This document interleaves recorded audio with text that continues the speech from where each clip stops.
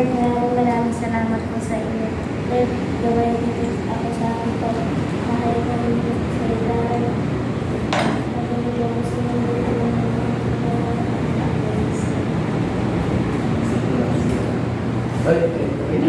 Nagiging na siya. Napuspos sila rin, tatlo sila. Kaya nakapikit pa eh. Tago. Buksan po natin sa Romans 3:10. Romans 3. Okay na nga. Pakibasa. Okay, Romans 3:10. Gaya nga rin sasabi sa kasulatan, walang matuwid sa paningin ng Diyos, wala kahit isa. So, ito po, sinasabi po dito na wala pong perfect sa atin. Lahat po tayo nagkakamali. Kaya po kung tayo po ay mahilig, kung tayo po, mahilig po tayo mag-judge kasi yung ibang tao po nagkakamali. Ngayon po, tanggalin na po natin sa sarili natin yung pag-judge sa iba kasi kahit di naman po tayo yung ginagawa po nila pa rin nagagawa din naman po natin. And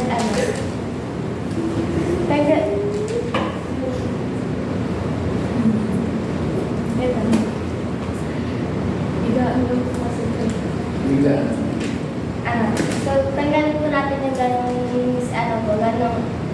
ugali po sa sarili natin na nag-judge po tayo ng ibang tao dahil lang po sa ginagawa nilang mali. Kasi nga po, sabi din po dito sa Romans na kapag dinajudge po ang isang tao dahil lamang po sa kanilang pagkakamali, parang dinajudge, pero po yung dinajudge po sa kanilang pagkakamali po nila ay ginagawa po din, parang dinajudge po lang din po yung sarili po sa dinajudge mo lang din po yung sarili mo.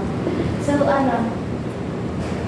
tandaan po natin na wala po perfecto sa mundo. Lahat po tayo nagkakamali. Kaya wag po tayo nag-stay lang po.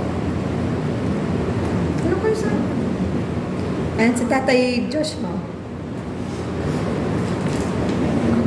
Ano ulit yung verse? Romans 3:10. Okay, wala. Sulat. Walang matuwid, wala kahit isa. Okay, tatandaan niyo yan. That's part of start yan ng discipleship. So, kailangan alam niyo yung verse na yan. Dali, magtanong kayo.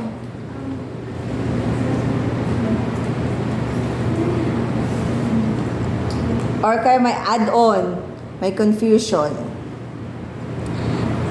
I-share ko lang na saan ba yun? Yan. Magtataas sa ating Krisa, go.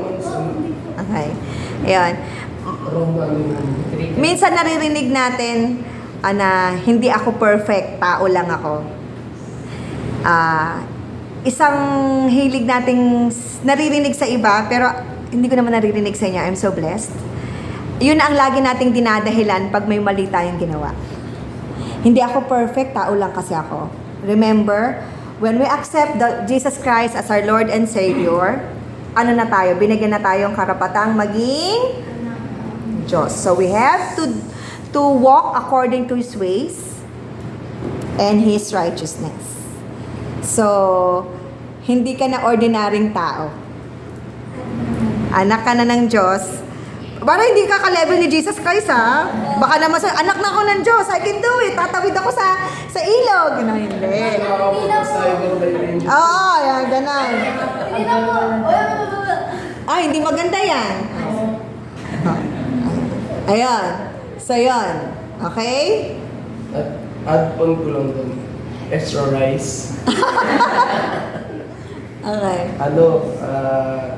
Dito kasi sabi, walang matuwid sa paningin ng Diyos. So, hindi sa tao yung natin. So, ibig sabihin,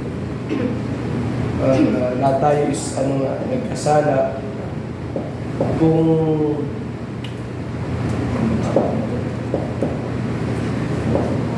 So, katulad na sinabi nga ni Nene, wala tayong karapatang mag-judge. Only Jesus Christ and the Lord ang mag-judge. Kasi sino magsasabing matuwid at hindi? okay. Alam mo ko yun ang gusto mong sabihin. Nihanap mo yung word. Sige, okay. Go. Yes, Kuya Nico, go. Sabi ni natin na huwag tayo mag-judge. Parang, nakalimutan ko yung verse, pero sabi po that is, kung paano pa natin sukatin yung ibang tao, is kasi din po yung gagawin pang panukat po sa atin. Kaya, ano po, huwag po tayong mag-judge ng ibang tao. Kasi sabi po, na isa rin po naman ang yun ako, na no one is perfect po na, ano po, pag Kristiyano ka na po, is, ano po, we should deny ourselves na po, pick up the cross po. Kaya po na ginawa ni Jesus para sa atin. So, Yes. Yes, Kuya Tatay. Ano lang po, yung ating branding po na pag po tayo nanghusga. Yung panghusga po, parang ano po siya, hinusgahan mo po yung tao na namali siya. Magkaiba po pala yung ano, yung panghusga sa pampupunan po. Ah, sige. Yung panghusga po, parang hinusgahan mo po yung tao na, uy, mali yung ginagawa mo, mapupunta ka na sa impyerno. Yung pagpupunan naman po, pinupunan mo po yung mali niya, then dun mo naman po gagawin, itatama mo po yung mali niyang ginawa. I like the word. Ayun lang po. Oo, tama naman sabi ni Kuya Josh. Pag ginudge mo siya, you're treating yourself as righteous. Gets? Naintindihan mo, Kuya Lawrence? Ayan. So, parang ikaw na yung Diyos na kaya mo siyang... Yes, question. si Dr. Strange. Siya si Doña Josefa E. Realonda. Ito mo yung gaganyan. Nakasold siya ng Maria Ayan Clara. sa'yo. Pinag-trip ako sa school. Opo, may ano po kami, teaser, tapos Ano ba yung teaser? Hindi ko maalala. sa para siyang feel ng konting ano yun? Pasilip ng Ang galing naman ng boto. Tapos yun po, tapos yung binigyan po kami ng team na ano, parang old school na hindi ko maintindihan. Yung Okay. Okay na? Okay. O, sige.